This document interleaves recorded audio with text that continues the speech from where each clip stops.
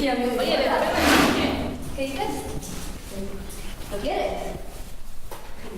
Pues el corto explica la historia de Ana, que está en el instituto ya con su grupo de amigos y bueno, que en un día aparece otro personaje que se llama Sara y empieza a hacer la vida imposible.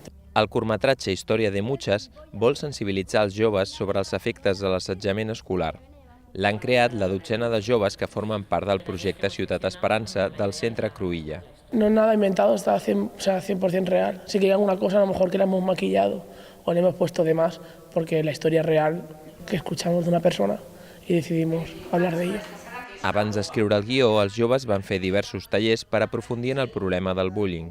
Quieras o no, te sensibilizas con la persona, claro, la tienes a tu lado y no llegas a entender cómo se puede sentir, y a través de los talleres que hicimos y todo eso, pues pude llegar a empatizar con esa persona y formar parte de ayuda así para que no pase eso. Obviamente intentaría parar eso, porque sé que no es nada bonito y puede llegar a peor.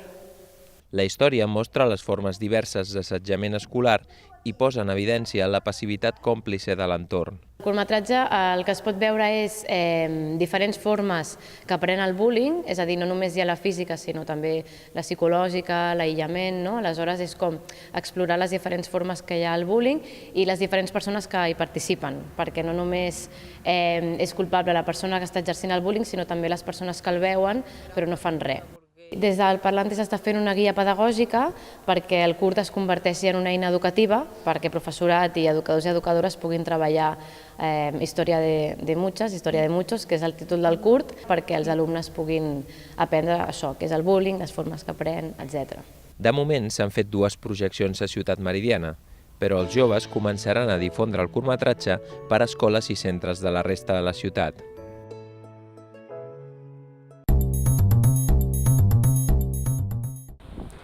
La remodelació de Canyelles s'avança i al mateix ritme que desapareix la carbonatació, apareixen els nous colors dels edificis. El contrast entre el present i el passat dels blocs és evident.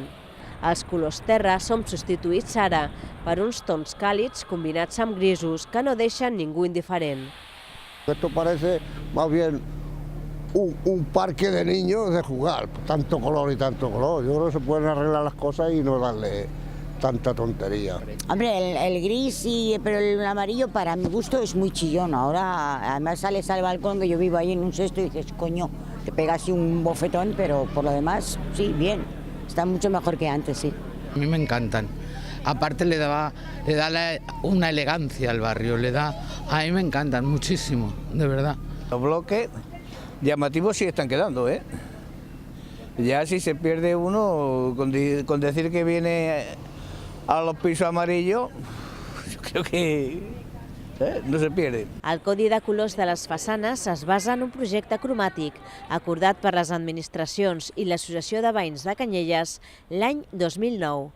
Ara per ara s'estan rehabilitant i pintant una vintena de blocs i en queden pendents uns 40.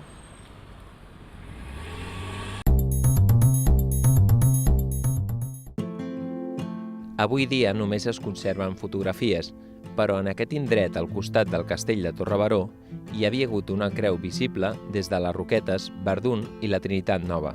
Va ser idea del mossèn Carles Cardoner, de la parròquia de Sant Sebastià de Verdun. Cardoner va voler emular un dels cims del Montseny, el Matagalls.